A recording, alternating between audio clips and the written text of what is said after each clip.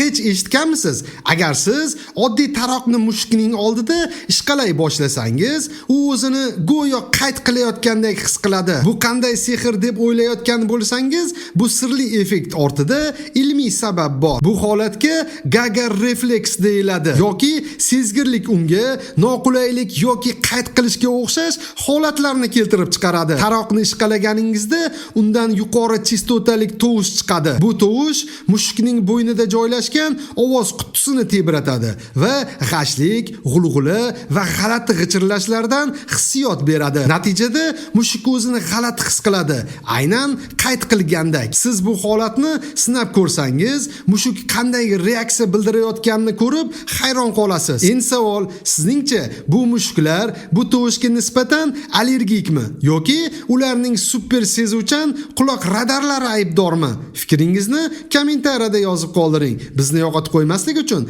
like bosib, obuna bo'lishni unutmang.